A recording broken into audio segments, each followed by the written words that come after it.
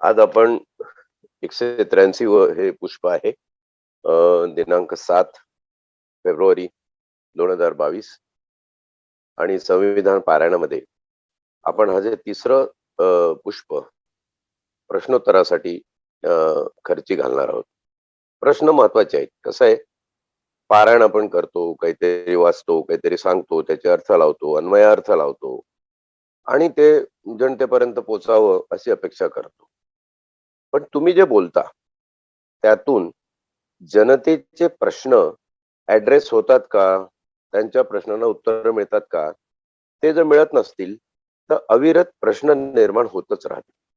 आणि बहुतेक प्रश्नांची उत्तरं देताना किंवा असलेल्या मुद्द्याचं विश्लेषण करत असताना माझा एक प्रयत्न प्रांजळपणे असा असतो की मूल बीज कारण काय आहे, हा प्रश्न कुठून निर्माण, आणि तो प्रश्न निर्माण झाला त्याची मूळ बीज कारण जोपर्यंत आपण नष्ट करत नाही तोपर्यंत प्रश्नाचं पूर्ण उत्तर मिळणार नाही.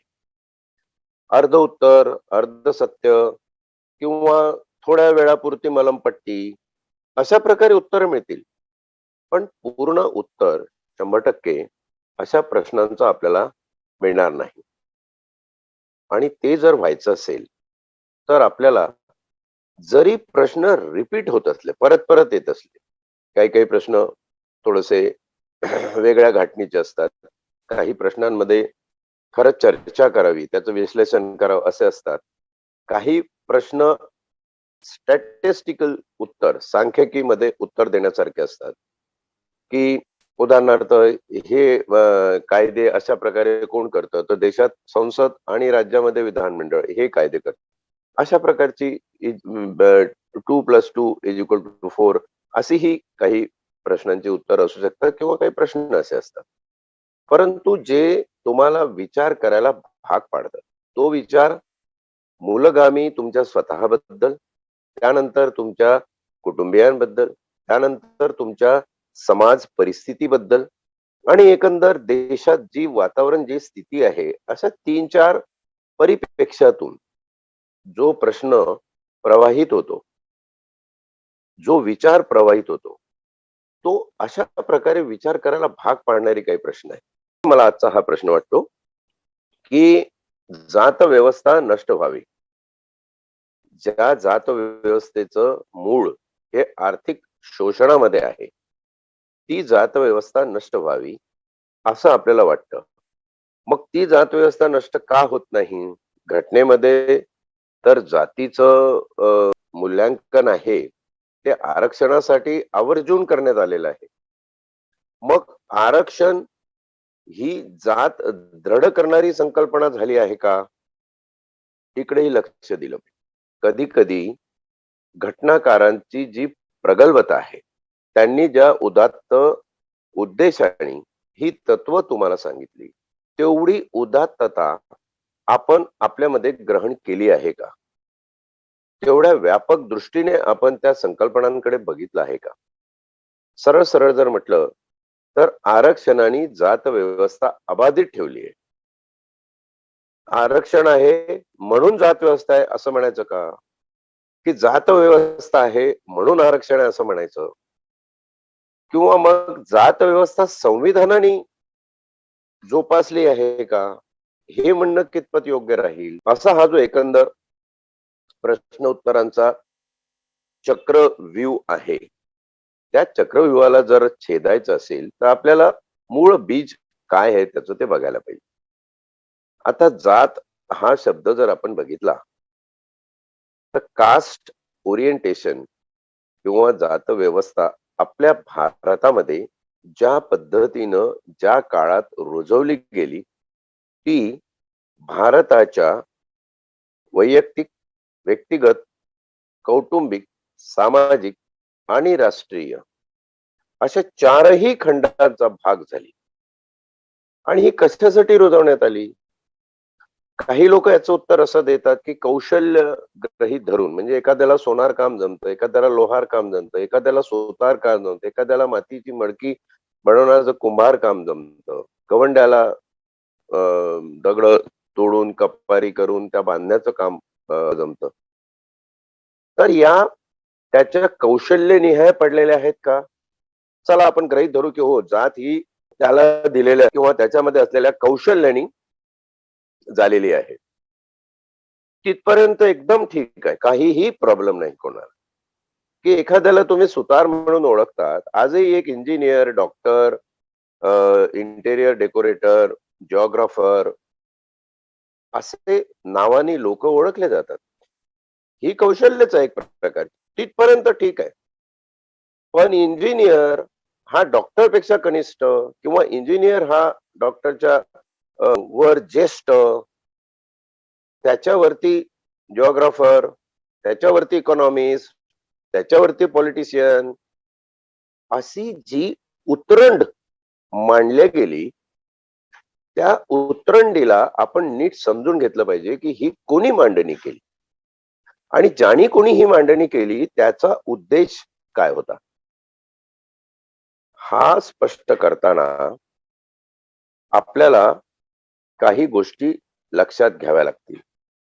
हे करताना पहिली एक गोष्ट लक्षात येते ती अशी की जेव्हा धर्मसत्ता ही प्रबल व्हायला लागली, अर्थसत्ता, त्यानंतर धर्मसत्ता, नंतर राजसत्ता आल्या.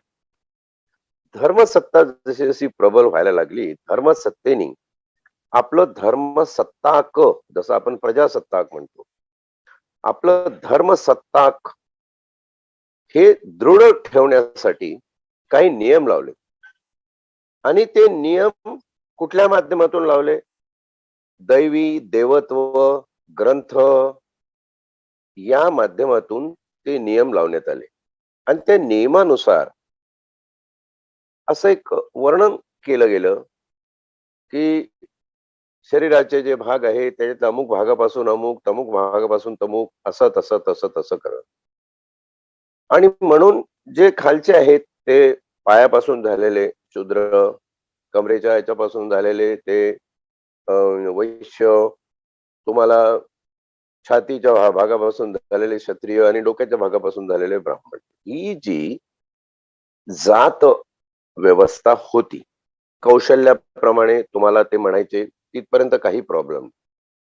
जातीला जेव्हा वर्ण भेदाची कीड लागली, आपण वर्ण व्यवस्था, पाश्चात्य देशांमध्ये ही वर्ग व्यवस्था आहे, क्लास डिफरन्सिएशन आहे, पण इथं कास्ट डिफरन्सिएशन आहे.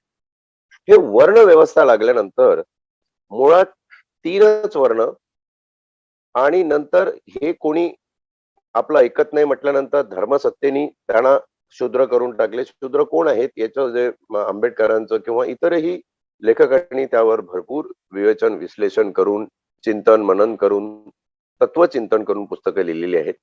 वर्ण व्यवस्था ही फक्त भारतामध्ये आणि ती अशा प्रकारे आली. आता 4 वर्णापुरतं हे राहिलं नाही, तर वर्णांमध्ये अंतर्गत एक भेद निर्माण झाला. जणू काही ही आपल्या मानसिकतेला जडलेली एक व्याधी, एक रोग असल्यासारखा, की एक समाज आहे समजा, तेली समाज, तेलाचा व्यापार करणारे, मग त्या तेल्यांमध्ये कनिष्ठ कोण, वरिष्ठ कोण, श्रेष्ठ कोण, याची उतरण आम्ही मांडायला सुरुवात केली. आणि बहुतेक आज तुम्ही बघा तर प्रत्येक जातीमध्ये अशा अनेक पोटजाती निर्माण झाल्या. सोनारांचं बघा, सुतारांचं बघा, विश्वकर्माचं बघा, तुमच्या कुंभारांचं बघा, त्याच्यामध्ये अनेक पोटजाती निर्माण झाल्या. हे का झालं? असं का झालं? आंबेडकरांचा जो PhD मिळवलेला कोलंबिया विद्यापीठामध्ये सादर केलेला पहिला थेसिस 1916 सालचा, ज्याच्यामध्ये caste system in India, genesis, mechanism and development, अशा 6 शब्दाचा मथळा त्या थेसिसला आहे. त्याच्यामध्ये जेनेसिस सांगताना कास्ट सिस्टीम भारतामधलं त्याचं खरं जेनेसिस काय आहे, तर हे इकॉनॉमिक एक्सप्लॉयटेशन आहे. जो खालच्या जातीतला असेल, म्हणजे अंतर्गत पोट जातीतला किंवा वर्णातला, जो खालच्या जातीतला असेल त्याला एक लिमिट आखून ठेवली. आणि सगळ्यात प्रथम ही लिमिट कुठून आली? ही लिमिट आली शिक्षणातून, की शिक्षणाचा अधिकारच इतरांना नाहीये. तर हे फार मोठं अनाकलनीय कोड आहे. जेव्हा ब्रिटिशर्स भारतामध्ये आले आणि त्यांनी ही अवस्था बघितली, अर्थात त्याच्या आधी त्यांनी अभ्यास या सगळ्या गोष्टींचा केलेलाच होता. त्यांना मोठं विचित्र वाटलं की काही लोकांना शिक्षणापासून वंचितच ठेवायचं. ठीक आहे, त्यांची कॅपॅसिटी नसेल, ते घेऊ शकत नाही, पण शिक्षणच तुम्ही घेऊ शकत नाही. आणि म्हणून या ठिकाणी आपल्याला फुले, राजाराम मोहन रॉय वगैरे मंडळींनी केलेली जी हे आहे, सामाजिक एक उत्थानाची चळवळ आहे, ती डोळ्याखाली घ्यावीशी वाटते. आंबेडकरांचं म्हणणं असं आहे की जात व्यवस्थेचं बीज हे आर्थिक शोषणामध्ये आहे. आणि आर्थिक शोषण केव्हा होतं? जेव्हा माणूस अडाणी असतो. आताही बघा, एका कुटुंबामध्ये 4 भाऊ असतील आणि एखादा कमी शिक्षित असेल किंवा अनपढ असेल, त्याला लिहिता वाचता येत नसेल, तर प्रॉपर्टीच्या वगैरे हिस्सा वाट्यामध्ये त्याच्यावर अन्याय झालेला आपल्याला 100 प्रकरणं दिसतील. सेकंडानी प्रकरण आहे. का? की त्याला शिक्षण नाही. म्हणजे एखाद्या माणसाला अशिक्षित ठेवलं, त्याला शिक्षणापासून वंचित ठेवलं, तर आपल्याला त्याचं शोषण आर्थिक श्रमिक, आर्थिक हे ज्या प्रकारची शोषण आहे, ही शोषण सहज करता येतं. आणि म्हणून शिक्षणापासून भला मोठा समाज हा वंचित ठेवण्यात आला. त्यांना शिक्षणाचे अधिकार दिले गेले नाही. आणि त्याच बरोबरीने त्याच्यामध्ये जात व्यवस्था दृढ करण्याचे प्रयत्न करण्यात आले. आता ही जात व्यवस्था दृढ का झाली? कारण ही नैसर्गिक मानसिकता आहे प्रत्येक माणसाची, की दुसऱ्याकडून मला काहीतरी मिळालं पाहिजे. लोभ, जे षड्गुण आहे, मत्सर, ही सायकोलॉजिकल ठेवण आहे. माणूस जसा जसा विकसित होत गेला, त्याच्यामध्ये बुद्धी बरोबर भावनाही विकसित होत गेल्या आणि भावनेमध्ये काही विकृती सुद्धा विकसित होत गेल्या. तर भावनिक विकृतीने ही जागा घेतल्याने निरुपाय झाला आणि या भावनिक वृत्ती तुमच्या आर्थिक शोषणासाठी कारणीभूत ठरल्या. त्याच्यासाठी साधन म्हणून काही वापरलं गेलं असेल तर ती आहे वर्ण व्यवस्था आणि जात व्यवस्था. मग हे सगळं होत असताना सगळं घडत गेलं आणि मग संविधान आलं. आता आपण संविधानावर येतो सगळे. ही थोडीशी पार्श्वभूमी एवढ्यासाठी महत्वाची आहे की आपल्याला बीज जे कारण आहे ते समजलं पाहिजे. त्या जेनेसिस लक्षात आल्यानंतर आपल्याला मेकॅनिझम लक्षात येईल. आणि धर्मसत्ताकांनी हे मेकॅनिझम निर्माण केलेलं मेकॅनिझम. उदाहरणार्थ सजातीय विवाह, विवाह संस्था या जात व्यवस्था अबाधित ठेवण्याचं एक प्रमुख साधन आहे. हे आपण लक्षात घेतलं पाहिजे. ज्या गोत्रात, ज्या जातीत, ज्या कुळात तुम्ही जन्मला, त्याच कुळातली, गोत्राची, जातीची तुमची पत्नी असली पाहिजे. तिथेच तुमचा विवाह झाला. अशा रीतीने विवाह संस्था जेव्हा जातीला दृढ करायला लागली, म्हणजे तुमची मुलं मग त्याच जातीची, आणि म्हणून ऍस्क्राइब स्टेटस, धर्मसत्ताकांनी जातीला दैवी स्टेटस दिलं. मग प्रश्न पडायचा की मग आम्ही शूद्र आहोत ते का आहोत, आम्ही माळी आहोत ते का आहोत, आम्ही धनगर आहोत ते का आहोत? तर तुमची काही मागच्या जन्माची पाप असेल आणि ती धुवून टाकण्यासाठी तुम्हाला या जन्मात काहीतरी चांगलं सत्कर्म केलं पाहिजे. म्हणजे काय? यज्ञ, दान, कष्ट, सेवा, हे सगळं तुम्ही केलं पाहिजे. हे केल्यावर तुम्हाला मग पुढच्या जन्मात कोणी बघितलंय? मिथ, एक मिथक लावून दिलं आणि त्या मिथकाच्या भोवती हा सगळा डोलारा गुंफत गेला. Development, caste system in India, genesis, mechanism आणि डेव्हलपमेंट. डेव्हलपमेंट हा फार महत्वाचा महत्वाचा अंग आहे की ते असं डेव्हलप होत गेलं, किंबहुना ते करण्यात आलं. कारण हे डेव्हलप करण्यामध्ये एका विशिष्ट अर्थसत्ताकांचा आणि धर्मसत्ताकांचा फायदा होता. म्हणून हे डेव्हलप करण्यात आलं. ही डेव्हलपमेंट इथपर्यंत आली की तुम्हाला हरियाणा मधलं 25 वर्षापूर्वी झालेलं जाट आंदोलन, 15-20 वर्षापूर्वी झालेलं राजस्थान मधलं गुज्जर आंदोलन, गुजरातचं पटेल पाटीदार आंदोलन, आणि हल्ली जे चालू आहे एक मराठा लाख मराठा, ही आंदोलन कशाचं द्योतक आहे? ही जात व्यवस्था दृढ करण्याचं, डेव्हलपिंग विकास करण्याचं. आणि त्याला पॅरलल आपण संविधान ठेवलं आणि विचार केला की संविधान किती विकसित झालं, आणि संविधान विकसित नाही झालं त्या विरुद्ध जात व्यवस्था, वर्ण व्यवस्था जास्त विकसित झाली. तर ती का झाली? त्याचं सरळ सोपं उत्तर आहे, संविधानाने वी द पीपल, आम्ही भारताचे लोक काहीतरी हे डॉक्युमेंट निर्माण करतो ज्याच्यामध्ये सामाजिक, आर्थिक आणि राजनैतिक न्याय देण्याची आश्वासकता आम्ही सगळ्यांना देतो. अरे पण सामाजिक न्याय तुम्ही कसा देणार? एखाद्याला आश्वासन दिलं, हो हो ठीक आहे, तू जा, मी आहे, मी बघून घेईल, मी तुला हे देईल, मी तुला, आश्वासन द्यायला काय लागतं? तशा प्रकारचं तर आश्वासन आपण घटनेच्या उद्देशिकेमध्ये दिलेलं नाही आहे ना. आपण न्यायाची आश्वासकता दिलेली आहे.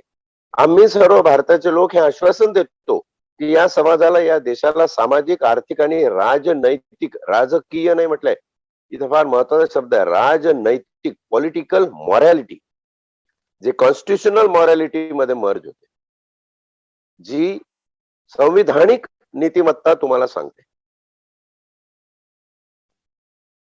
ती या 3 गोष्टीचं न्याय देतोय. खरंच देतोय का? खरंच देतोय का? ताकाला 2 भांडं लपवण्याचा प्रकार आहे की आम्ही जे बोलतो, जसे वागतो, तशी खरंच आमची मानसिकता आहे का? त्या मानसिकतेतून आपण वागतोय का? किंवा देखावा करतो वागण्याचा? अखंड भारतातलं राजकारण कुठल्याही कालखंडातलं बघा, स्वातंत्र्यापासून या 75 वर्षावर प्रश्न असा पडतो की 75 वर्ष झाली तरी आपली संविधान, लोकशाही, संविधानिक लोकशाही का तेवढी दृढ आणि विकसित झाली नाही? त्या विरुद्ध जात व्यवस्था का विकसित झाली? आणि सरळ सोपं उत्तर असं आहे की संविधान ही राबवण्याची जबाबदारी ज्या राज्यकर्त्यांची आहे, ते राज्यकर्ते कोण आहेत?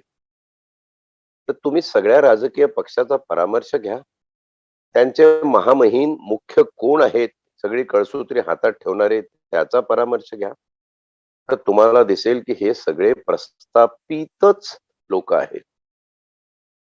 अप्रस्थापित लोकांच्या हाती राजकीय शक्तीच आली नाही किंवा येऊ दिली गेली नाही. आणि मग हे कोण करेल? घटनेत सांगितलं ना, ठीक आहे, घटना फार उदात्त आहे, मोठी आहे, तुम्हाला येडं बनवायला त्याचे प्रिन्सिपल्स फार चांगले आहेत, किंबहुना ते अंमलबजावणी तुमच्या जीवनात, व्यवहारात, विचारात, मानसिकतेत यावे, हे जे गृहीतक घटनाकारासमोर होतं, त्याची सिद्धता झाली आहे का? याचं उत्तर आहे नाही. ती का नाही झाली? कारण राज्यसत्ता, धर्मसत्ता आणि अर्थसत्ता. आता आपण धर्मसत्तेला इथं थोडस बाजूला ठेवूया, कारण मग तुम्ही म्हणाल की धर्मसत्ता, धर्मसत्तेचा तुम्ही जास्त बाऊ करता. पण राजसत्ता आणि अर्थसत्ता ह्या तर तुम्ही नाकारू शकत नाही. अर्थकारणातूनच राजकारण, राजकारणातून अर्थकारण, हा जो एक 75 वर्षामध्ये आपण सगळा प्रघात बघितला, तर ही मंडळी कोण होती? ही मंडळी तीच मंडळी होती की ज्यांच्या हातामध्ये सगळी सामुग्री, सगळी साधनं उत्पादकतेची आणि आर्थिक मिळकतीची आली होती. ती आदिवासी, अल्पसंख्याक, SC ST, OBC यांच्याकडे कालांतराने थोडी थोडी थोडी थोडी आली, पण प्रमाण काय राहिलं? 90 वर्सेस 10. म्हणजे या प्रस्थापित वर्गाकडे जर 90% सगळी उत्पादनाची साधनं, आर्थिक साधनं आली असेल, आर्थिक उत्पादनाची, तर 10% इतर लोकांकडे आली. विपरीत विषमता एवढ्या मोठ्या प्रमाणात त्याच्यातून निर्माण झाली की 90%कडे 10% संपत्ती आणि 10%कडे 90% संपत्ती, असं समीकरण आज दिसतंय. आज तुम्ही बघा, कुठलाही प्रकल्प, कुठलीही गोष्ट, ती रिलायन्स, अदानी, अंबानी, टाटा, बिर्ला, हे कुठून निर्माण झालेले? हे काय जमिनीतून उगवलेले आहेत का? किंवा हे साधे सुधे लोक होते आणि घटनात्मक मार्गाचा अवलंब करून हे मोठे झालेले आहेत का? निश्चितच नाही. कॉर्पोरेट म्हणून एक सिनेमा, हॉलिवूड मूवी जुनी आहे, त्यांनी तर स्पष्ट म्हटलेलं आहे की behind every economic success there is a crime. गुन्हेगारी कृत्य. मग ते संविधानात बसतात का? अर्थातच नाही बसत आहे. संविधान विकसित होत असताना जी अपेक्षा होती की इथली जात व्यवस्था नष्ट व्हावी, ती अशा रीतीने शक्य नाही. अजिबात शक्य नाही. कारण राज्य सत्ता जी संविधानाची अंमलबजावणी करणारी आहे, तीच मुळामध्ये अर्थसत्तेच्या हातात गेलेली आहे आणि प्रस्थापितांच्या हातात देशाचं राजकारण गेलेलं आहे. आता धर्मसत्तेच्या हातात जवळपास सगळं गेलेलं आहे आणि अर्थसत्ता, राज्यसत्ता, धर्मसत्ता यांचा बोलबाला आहे. अशा सिच्युएशन मध्ये संविधानाने जात व्यवस्था नाहीशी करावी या अपेक्षा ठेवणं म्हणजे एखाद्या मुक्या माणसाकडून वक्तृत्वाची अपेक्षा करणं किंवा बहिऱ्या माणसाकडून श्रवणाची अपेक्षा ठेवणं अशासारखं आहे. आपण स्वतःची प्रतारणा करतो आहे का, हा मूळ प्रश्न आहे. मग जात व्यवस्था तर आम्ही कुठेच म्हणत नाही, हे तर संविधानच म्हणतंय. संविधानाने जातीचा उल्लेख का? कारण ज्या जाती किंवा जो समाज अखंडपणे अज्ञानात, शिक्षणापासून वंचित राहिलेला असा होता, ज्यांची प्रगती झाली नव्हती, ज्यांना संधी मिळालेली नाही. हुशार मुलं होती. आपण फार ते एकलव्याच्या कथेचं उदात्तीकरण करतो महाभारतात. हुशार होती, तज्ञ होती, कौशल्य होतं, सगळं होतं, पण संधी नव्हती. कारण संधीची समानता आपण रुजवली नव्हती. रुजवायची असेल, मूलभूत हक्क जर द्यायचे असतील, तर एखादा 5 फूट उंचीचा माणूस असेल, पोरगा असेल, 6 फूट उंचीचा पोरगा असेल, जो क्रिकेटची किंवा फुटबॉलची मॅच सहज उभा राहून बघू शकत असेल आणि एखादा त्याच्या बाजूला 3 फूट उंचीचा मुलगा आहे, ज्याला त्याच्या उंचीमुळे बघता येत नाही, तर त्या मुलाला 3 फुटाच्या मुलाला 3 फुटाचा स्टूल देऊन त्याला बरोबरीत आणणे म्हणजे दोघेही ती मॅच बघू शकतात. असा हा आरक्षणाचा संदर्भ आहे. आरक्षण त्यांनाच मिळू शकतं किंवा त्यांनाच दिल्या जाऊ शकतं ज्यांच्यावर अन्याय झालेला आहे. अन्याय झालेले लोक कसे आयडेंटिफाय करायचे, तर तिची बीज आपल्याला जात व्यवस्थेमध्ये दिसतात आणि म्हणून जात संविधानाने एका पॉझिटिव्ह सकारात्मक कारणासाठी आयडेंटिफाय केलेली आणि ही सकारात्मक कारकता लक्षात न घेता संविधानाने जात प्रबल केली का असं बोलणं म्हणजे याला काय म्हणावं, कुठला न्याय म्हणायचा? या ज्या सगळ्या गोष्टी आपण लक्षात घेऊन जेव्हा या प्रश्नाची उत्तरं शोधतो, तेव्हा मूलतः आपली मानसिकता खऱ्या अर्थाने हे संविधान अंमलबजावणी करण्याची, संविधानातली मूल्य जोपासण्याची, संविधानातली नैतिकता पाळण्याची आहे का, हा प्रश्न स्वतःला विचारणं जास्त इष्ट होईल, योग्य होईल असं मला. आणि जेव्हा हा प्रश्न तुम्ही स्वतःला विचाराल, तेव्हा त्याचं उत्तर येत राहील की बरोबर आहे, हे तर असं झालं, मग हे तसं झालं, मग याचं बीज त्याच्यात आहे, त्याचं बीज हे असं सांगतं, म्हणून हे आज शिल्लक राहिलेलं आहे.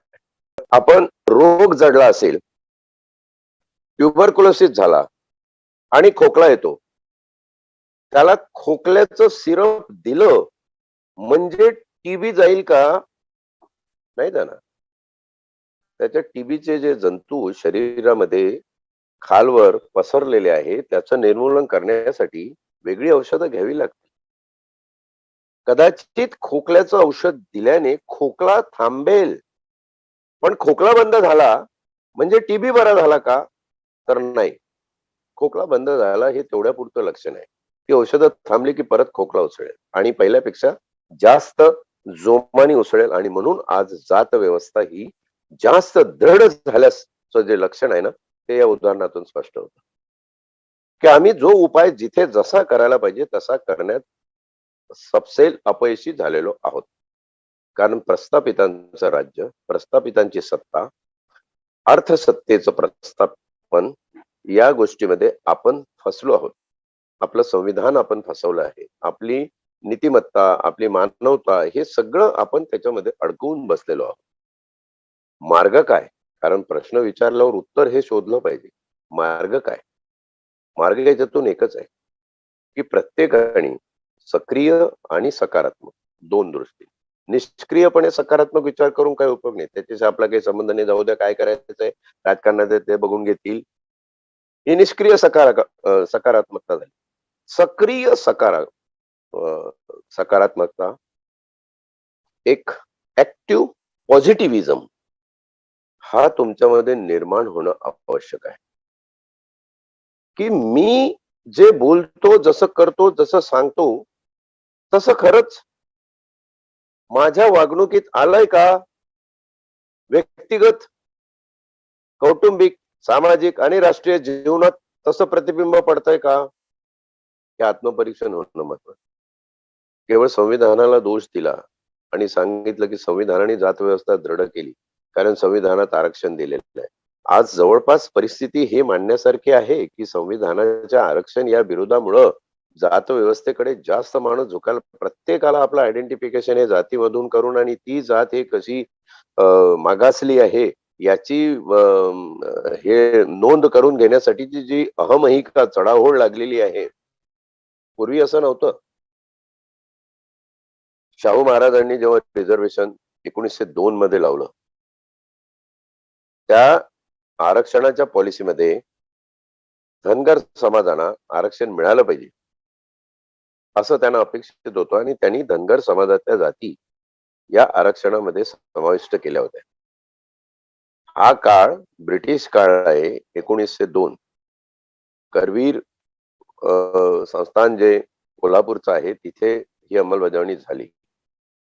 तर धनगर समाजातल्या काही उच्चभ्रू लोकांनी त्यावेळी वर्गणी काढून पैसे जमा केले आणि चक्क एक शिष्टमंडळ जहाजानी लंडनला जाऊन लंडनच्या राणीला भेटून आलं आणि त्यांनी तिथे असं सांगितलं की शाहू जे आहे ते आमची जात रिझर्वेशन मध्ये टाकू पाहतात.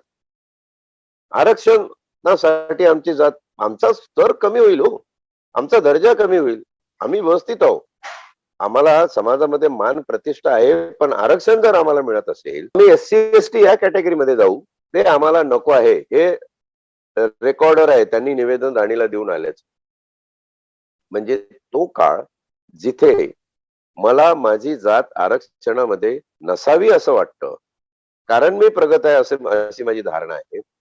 त्या उलट आज शिक्षण, व्यवसाय सगळं करूनही मला माझी जात ही आरक्षणामध्ये कशी घालते याची एक अहमहिकाची चढाओढ जी लागलेली आहे, इथं कुठंतरी आत्मपरीक्षणाची गरज. खरंच अशी परिस्थिती आहे का? मग ही जी भावना समाजामध्ये निर्माण झाली, राजकीय शक्ती याच भावनेचा वापर करतात. मग ते मराठा आरक्षण असो, ओबीसी आरक्षण असो, इकडे अध्यादेश काढला, अध्यादेशावर सही झाली, हार तुरे घेऊन सत्कार झाला. अरे बाबा, हार तुरे घेऊन सत्कार, तुम्ही हे सेंट्रल गव्हर्नमेंटचं संसदेतलं सगळं काम आहे ते तिथं झालं पाहिजे. हे परत कोर्टामध्ये तुमचे अध्यादेश सुप्रीम कोर्टात टिकत नाही. एवढा मोठा निर्णय नागार्जुन केस मधला 2010चा तुमच्या उरावर अजूनही बसलेला आहे, तुम्हाला त्याचं भानच नाही. समाजाला जे सांगितलं गेलं पाहिजे ते न सांगता भ्रामक पद्धतीनं जातीचं राजकारण, आणि जेव्हा आरक्षणाच्या माध्यमातून जात ही राजकारणात आली तेव्हा जात जास्त दृढ झाली, जास्त दृढ झाली. त्यावेळी मी वर्षापूर्वीची गोष्ट आहे, जेव्हा मनोहर जोशी निवडून यायचे दादर मधून, तेव्हा असा एक वादविवादाचा एक कॉलेजमध्ये कट्ट्यावर एक प्रोग्राम होता. मला वाटते सिद्धार्थ कॉलेज किंवा गव्हर्नमेंट लॉ कॉलेज असेल. तिथे एक वक्ते बोलताना ऐकले की उद्या जर मनोहर पंत जोशी हे भेंडी बाजार मधून उभे राहिले तर निवडून येतील का? नाही निवडून येत. आज परिस्थिती तीच आहे. मतदारसंघ किंबहुना जे पक्ष आहेत, राजकीय पक्ष, ते ज्यांना तिकीट देतात इलेक्शनचं, ती जात बघून देतात. तुझ्या जातीचे लोक तिथं किती आहे त्यांना. परवा मला एक फार ज्येष्ठ नेते शिवसेनेचे विदर्भात भेटले, त्यांच्याबरोबर माझी चर्चा होत होती. अतिशय प्रख्यात माणूस आहे आणि विद्वान आहे, विचारवंत आहे. तिकिटासाठी त्याला विचारण्यात आलं की ज्या भागातून तुम्ही तिकीट मागताय तिथं तुमच्या जातीचे लोक किती आहे हो? आणि मग जातीची खावी माती इतरांच्या जाऊ नये वाटी असा जो एक प्रकार आहे, तर ते जातीची माती खाण्यासाठी सगळंच मातीत मिसळलेलं आहे. संविधान आमचं मातीत मिसळले. इथं कुठंतरी आत्मपरीक्षणाची गरज आहे. कशाने झालं याचा विचार करताना हे कुठून आलं याचा पहिला विचार करा. आणि मग हे जर निर्मूलन करायचं असेल तर सरळ सोपं एक सूत्र आहे. प्रस्थापितांच्या हातून राजकीय शक्ती काढून ही सर्वसामान्याच्या हातात गेली पाहिजे. जर असं संविधानाने तुम्हाला अभिवचन दिलं असेल की तुम्हाला सामाजिक, आर्थिक आणि राजनैतिक न्याय देण्याचं मी आश्वासन देतो, असं तुम्ही स्वतःला स्वतः म्हणत असाल, तर मग जातीवरून माणसं का निवडली जातात? आपल्याच जातीची माणसं जवळ करून त्यांना राजकारणामध्ये का आणलं जातं? सगळे घोटाळे, सगळे राजकारणी बघा की एक पिढी, दुसरी पिढी, तिसरी पिढी जे एकेकाळी घराणेशाहीला उघड्यावर शिव्या घालायचे, त्यांच्या घरामध्ये तीच शाही सुरू झाली पुढे. त्याच शाहीने सगळे रंगवतायत. हे का? तुम्हाला तिथं तेच का पाहिजे? का नाही तुम्हाला असं वाटत की ही सर्वसाधारण जनतेच्या हाती सत्ता गेली पाहिजे? नाही, ते कॅपेबल नाहीयेत. ते त्या लायकीचे नाहीयेत. ते राज्यकारभार चालवू शकत नाही. तुमच्याकडे कुठून लायकी आली?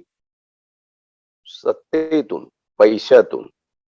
पैशातून तुमच्याकडे आलेली लायकी आणि ही कालांतराने मक्तेदारी म्हणून तुमची प्रस्थापितांची एक मक्तेदारी स्थापन झालेली आहे. या मक्तेदारीमुळे आज सगळे प्रश्न आहे तसे आहे. संविधानामध्ये ते प्रश्न सोडवण्याची ताकद आहे, परंतु संविधानाच्या माध्यमातून प्रश्न सोडवणारे ताकदीचे लोक राजकारणात शिल्लक राहिले नाहीत. ही अधोगती आहे. आणि इथे म्हणून जात ही प्रबल होत चालली, दृढ होत चालली. काहीतरी बहाणे काढून कुठलं तरी माध्यम लावून जातीचा उदो जास्त व्हायला लागला आणि त्या विरुद्ध आमची नीतिमत्ता खालावली गेली. नीतिमत्ता खाली गेली. आता हे सगळं बघितल्यानंतर तुम्ही तुमच्या मनात हे विचार करा की ज्या देशाच्या न्याय व्यवस्थेमध्ये 90% लोक हे एका उच्च वर्णाचे आहेत. एका वर्णाचे लोक आहेत 90%. तिथं सामाजिक न्याय कसा राहिला हो? आणि तो कोणाला मिळेल? याची आपल्याला कुठेतरी खंत 75 वर्ष कधीतरी वाटली आहे का? का नाही आम्ही ती सिस्टीम तशी करू शकलो? कारण तसे राजकारणी नाहीयेत. राजकारणी हे त्यांच्याच पठडीतले आहे. त्यांना ती सिस्टीम बदलायची नाहीये. कारण शेवटी सुप्रीम कोर्टातून त्यांना ऍक्विटल घेऊन त्यांची सगळी इप्सित पूर्ण करायची आहे. सामाजिक न्याय अभिवचन दिलं, उद्देशिकेमध्ये संपला. आर्थिक, काय आर्थिक न्याय असणार आहे? एसटीचे कर्मचारी बघा आणि त्या जमिनी धनदांडग्यांच्या, उद्योगपतीच्या घशात घालण्याचा डाव बघा. आरेची मिल्क कॉलनीचे एक उदाहरण फार चांगलं आहे. एकेकाळी आरेचं दूध हे साधारण 50 लाख लिटर एवढा सप्लाय असायचा. ती संस्था कमी कमी होत गेता मध्ये महानंदा आली. महानंदेमध्ये भरपूर प्रकार झाले. भ्रष्टाचाराचे, ह्याचे त्याचे केसेस आणि काय मोठमोठे IAS अधिकारी वगैरे त्याच्यामध्ये लपेटत आले. सगळं झालं. त्या बरोबरीने दुसरी पॅरल अशी दूध सप्लाय करणाऱ्या प्रायव्हेट संस्था सुरू झाल्या. आणि मग ते हा कोण गोकुळ, तो कोण कृष्णा, तो कोण हे अशा डेअरीची नावं बदलत गेली. आमची बुद्धी आणि आमची मेमरी फार शॉर्ट असते, त्याच्यामुळे हे सगळं विसरत चाललेलं. पण हे जेव्हा होतं तेव्हा आपण काही दिवस त्याच्यावर बोलतो, नंतर आपण शांत राहतो. हे प्रायव्हेटायझेशन ज्या पद्धतीने आज खाजगीकरणाची कीड आणि सगळ्या संस्था सरकारच्या पब्लिक अंडर सेक्टर हे जर प्रायव्हेट लोकांना दिलं असेल तर तुम्हाला आर्थिक न्याय मिळेल का? हा स्वतःच्या ठिकाणी विचारलेला प्रश्न आहे. जे आश्वासन आम्ही स्वतःला देऊन स्वतःची फसवणूक केली. स्वतःच आश्वासन दिलं की मी माझी तब्येत ठीक राहण्यासाठी आजपासून मद्य प्राशन करणार नाही आणि संध्याकाळ आली की परत मद्य. ही फसवणूक जशी स्वतःची स्वतः करण्याची आपली भारतीयांची मानसिकता आहे, तीच मानसिकता या ठिकाणी डोकावते. मग सामाजिक न्याय संपला, आर्थिक न्याय संपला आणि राजनैतिक या 3 न्यायाची वल्गना आम्ही आमच्या उद्देशिकेमध्ये प्रियांबल मध्ये केली. आम्ही या 3 प्रकारचे न्याय कोणाला देणार? स्वतःला देणार. खरंच दिले का? स्वतःची फसवणूक करणाऱ्याला देव सुद्धा तारू शकत नाही. कुठलीही शक्ती बाहेरची येऊन तुमचा उद्धार करू शकत नाही. Because you are self deceptive personality. स्वतःची अशा प्रकारे प्रतारणा करणं, फसवणूक करणं त्याला उत्तर नाही. राजनैतिक न्याय देण्याची त्याच्यातला पहिला तो नैतिकताच राजकारणातली काढून टाकली. आता ज्या पद्धतीनं चालू आहे सोमय्या वर्सेस बाकीचे सगळे, तुम्हाला सांगतो ह्या आपल्या राजकारणासाठी राजनैतिक न्याय आपण कसं वंचित राहिलो त्याचं एक अतिशय चांगलं उदाहरण आहे. जगामध्ये खूप दिवसापूर्वी, खूप वर्षांपासून मड लर्किंग नावाची एक इंडस्ट्री आहे. त्याला आपण चिखलफेक उद्योग म्हणतो. मड लर्किंग त्याच्यामध्ये पपाराजी किंवा बाकीचे काय काय जे कोणी प्रसिद्ध किंवा जे कोणी चांगले लोक आहेत ज्यांच्याकडून काहीतरी चांगलं होऊ शकतं त्यांचा पूर्वेतिहास खोदून त्याच्यातून ते चिखलातून काहीतरी काढायचं. मड लर्किंग हे खाणीमध्ये जेव्हा खाणी पूर्ण त्यांच्यातला कोळसा किंवा खनिज जी असती ती काढली जायची तेव्हा तिथं चिखल असायचा. त्या चिखलामध्ये काहीतरी शोधून थोडे थोडे अर्भकाचे किंवा सिसाचे तुकडे पडलेले असायचे ते काढणारी एक प्रथा होती आणि तसा एक वर्ग होता तो तिथे ते काढायचा आणि बाजारात विकायचा. ते मड लर्किंग असं झालं. म्हणजे चिखलामध्ये शोध घेऊन त्याचं काहीतरी काढायचं आणि त्याच्यावर मग चिखलफेक करायची. आणि हा प्रकार महाराष्ट्रामध्ये, भारतामध्ये फार पूर्वी आलेला आहे, महाराष्ट्रामध्ये ही पूर्वी आलेला आहे, पण आता इतक्या प्रकर्षाने आलेला आहे. त्याच्या प्रमुख 2 संस्था ज्यांची नावं घेतली तर काही वावगं होणार नाही. त्यापैकी एक संस्था आहे नवाब मलिक आणि दुसरी संस्था आहे किरीट सोमय्या. हे लोक काय करत आहेत हो? कुठून ही माहिती सगळी मिळते आणि त्या माहितीचा उपयोग तुम्ही काय करता? वानखडेचं सगळं अगदी म्हणजे फॅमिली, त्याची साडी आणि त्याचे भाऊ आणि त्याचं हे, त्याचा बाप आणि त्याच्या बापाची लग्न, त्याचं वाय वी डू ऑल दिस? राजनैतिक आहात तुम्ही? राजकीय नैतिकता आहे तुमच्यात? राजकारणी म्हणून घेण्याची क्षमता आहे? आणि हेच लोक जेव्हा आम्ही डोक्यावर घेतो तेव्हा आपण काय पातळीचे आहोत त्याचंही आत्मपरीक्षण होणं महत्वाचं आहे. Mud lurking is a dangerous phenomena. एखाद्यावर चिखलफेक करण्यासाठी किंवा बदनाम करण्यासाठी, आता गांधींच्या बाबतीत हे खूप होतं, सगळ्यात मोठ्या लीडर नेहरूंच्या बाबतीत ते मग ते माउंट बेटनचे फोटो, मग ते सिगरेट पितानीचे फोटो, मग काय त्यांची कुठं ते रूम मध्ये बसलेले आहे एकत्र त्याचे फोटो, गांधींबरोबरचे कुठले कुठले काय विकृत अवस्थेला जाऊन आपण हे सगळी कामं करत असतो. कुठं आहे नीतिमत्ता? हे शोभनीय आहे का? ही राजनैतिक न्यायाची व्याख्या आहे. राजनीतिक दृष्ट्या राजकीय नीतिमत्ता अबाधित ठेवून आपण स्वतःला न्याय व्यवस्था निर्माण करू शकलोय का? तर नाही करू शकलो. मग आपण हे सगळं संविधानाने तुम्हाला दिलेलं निर्माण करू शकत नाही, आमच्याकडून होऊ शकत नाही. मग संविधानाला जात व्यवस्था जोपासली आणि दृढ केली असा दोष देण्यात काय राहतं? दोष द्यायचाच असेल तर तो स्वतःच्या आत्मपरीक्षणातून स्वतःला वाटलं तर द्या. मी सांगतो म्हणून देऊ नका. हे एकतर्फी कदाचित उत्तर होईल, परंतु सर्वंकष समावेशक असं आत्मचिंतन झालं पाहिजे. त्या आत्मचिंतनामध्ये संतांचे विचार, मोठमोठे तत्वज्ञ आहे त्यांचे विचार, काही मार्गदर्शक लोक ज्यांनी आपलं आयुष्य पणाला लावून छोटस तत्व काढून दिलेलं आहे त्यांचे विचार. आता सिंधुताई सपकाळ आपल्यातून गेल्या, लता दिदी कालच आपल्यातून गेल्या, त्यांना विनम्र श्रद्धांजली अर्पण करतो. आणि आजच्या याचा समारोप करताना आजच्या पुष्पाचा एक सांगतो की आम्ही प्रत्येकाचं वाईट कसं शोधतो त्याच्यामध्ये फार स्वतःला श्रेष्ठ समजतो. ती गाणं कोकिळा होती, तिने एवढी गाणी घातली सगळ्यांसाठी, तर तिच्या अस्तित्वाचे झालेले दुष्परिणाम ठीक आहे, त्यालाही ही कास आहे. लता दीदीमुळे अनेक गायिका पुढे येऊ शकल्या नाही किंवा काय असे बरेच हे होतं. पण once the time is over, मग आज तुम्ही रियालिटी शो आणि इंडिया आयडल वगैरे ही जी सुरुवात झाली आहे त्याच्यातून माध्यम आहेत तुम्हाला पुढे.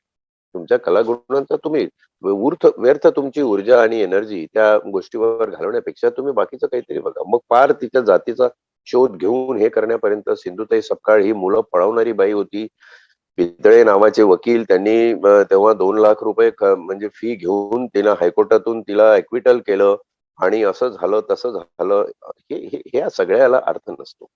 जीवन पूर्ण जगल्यानंतर मधाचं पोळं आणि पिळलं की एक थेंब मधाचा जो पडतो, तर तसा त्याच्या जीवनातला संदेश काय आहे तो तुम्ही बघा. आणि असे खूप महामहिम पर्सनॅलिटीज इथे झालेले आहेत. दुसरा हाही प्रश्न आहे की संतांची भूमी संत एवढे जास्त प्रमाणात संत का झाले महाराष्ट्रामध्ये? कारण आम्ही सुधरतच नाही. पिढ्याने पिढ्या संत येतात आणि सांगतात. मग दर पिढीला कोणीतरी असा संत एक यावा लागतो. त्याने आपल्याला सांगावं लागतं. कीर्तनाला एक विकृती करण्याची जळ लागली आहे. आता ते काही बाबा महाराज ज्या पद्धतीनं ते हे हे ऍक्टिंग करतो की कीर्तन करतो, ते काय कीर्तनातून सांगतात लोकांना काय माहिती. हास्य कल्लोळ एंटरटेनमेंट हे जर सगळं करणार असू तर आमची नैतिकता कुठे? सामाजिक नैतिकता नाही, आमच्यामध्ये व्यक्तिगत नैतिकता शिल्लक नाही, कौटुंबिक नैतिकता आमच्यामध्ये शिल्लक राहिली नाही. ज्या प्रमाणात ज्या पद्धती कुटुंबामधून अत्याचार होतात स्त्रियांवर, आमची कौटुंबिक नीतिमत्ता राहिली नाही. अशा वेळी आमची राजनैतिक आश्वासन, न्याय, राजनैतिक न्यायाचं आश्वासन आम्ही स्वतःला देतो. किती फसवाल स्वतः? बघा, माझ्या या विवेचनातलं काही वावगं वाटत असेल तर क्षमा करा. पण आहे ती स्थिती संविधान पारायणामध्ये आरशासारखी पुढं मांडणं, हा जो माझा प्रांजळ उद्देश आहे, त्या दृष्टीनं मी ते करतोय. आणि आपण सामाजिक, आर्थिक आणि राजनैतिक न्याय स्वतःला देण्यात कशी दांभिकता, दोगलेबाजी करतोय, तिथं मला वाटतं हा प्रश्न उत्तरित होऊ शकतो.